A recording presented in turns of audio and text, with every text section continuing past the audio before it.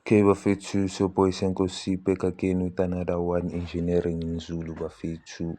So bengishilo ukuthi okay class lobis 3 bafethu, I'll be explaining ngizoqala explainer vele like ama-engineering system nokuhluka yabo kwawo nga-one by one. So ngizoqala ngeyogesi bafethu ukuthi ugesi usebenza kanjani. Yabo engineering system leyogesi bafethu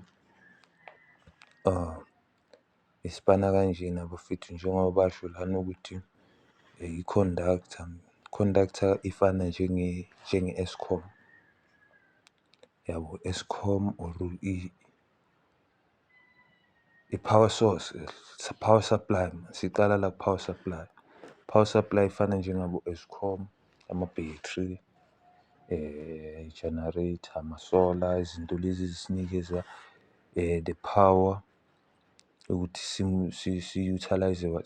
sisebenzise into esifuna ukuyisebenzisa, inikeza amandla.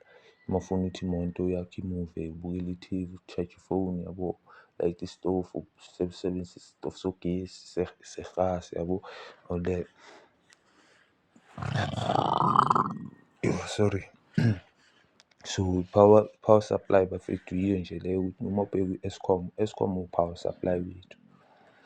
U-power supply wethu Eskom bafethu, i-conductor, ama-conductors bafethu ile y'ntambo esizibona ey'tradini nalezi ezinye nje esizibonayo yabo, lezi zi-transport ugesi from ama-power station to emagasi yabo, lawo ama-conductor lawo. Then bese kuba khona ama-insulator bafethu. Ama-insulator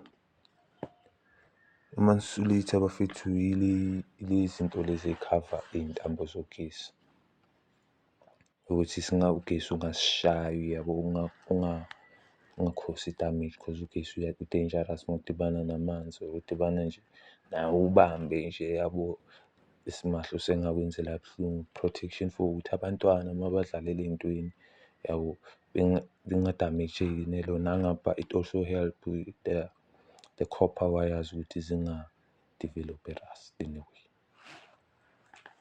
zingagugi yabo, begin to age fast yabo.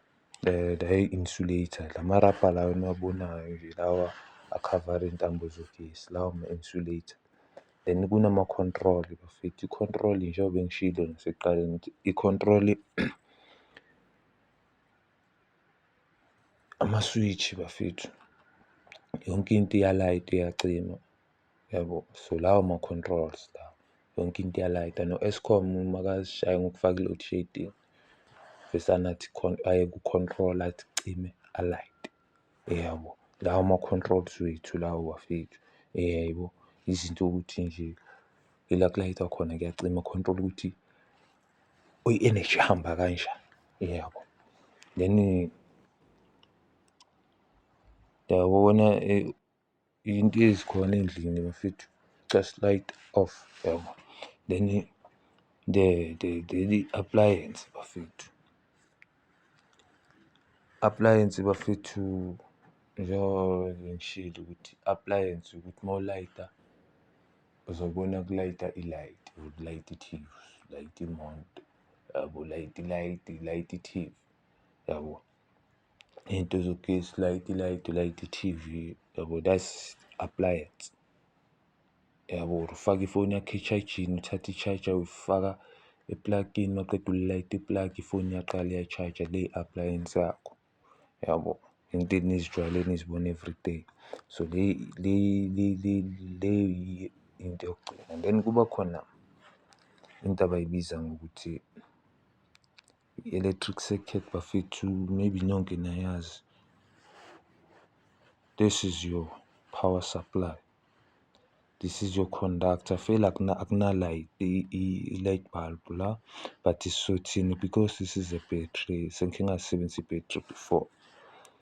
This is your power supply, ufaka this conductor, this is your appliance. Then this yabona, they say mawuthatha uyifaka la kule battery, le izolayita, meaning le ngenza nje i-example ngebhetri. Abantu abasekhe basebenzisa amabhetri to ba-power izindlu zabo will understand, yabo. Le uyibamba kanje, since bangafakanga iwaya since bangafakanga i-switch la, mina ngizozi-create-ela my own switch. So khipha this one, the negative one. Mawufaka, that means you are using control and then it will give you appliance.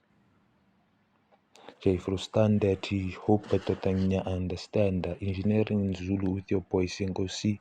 Don't forget to subscribe,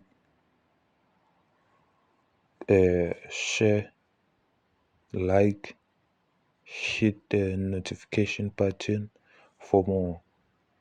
And I'll also doing fitting and turning in the pure maths. I'll also be doing maths. I'll also be doing engineering technology. Yeah, dwell more on engineering. We're just going to dwell more on engineering in Zulu.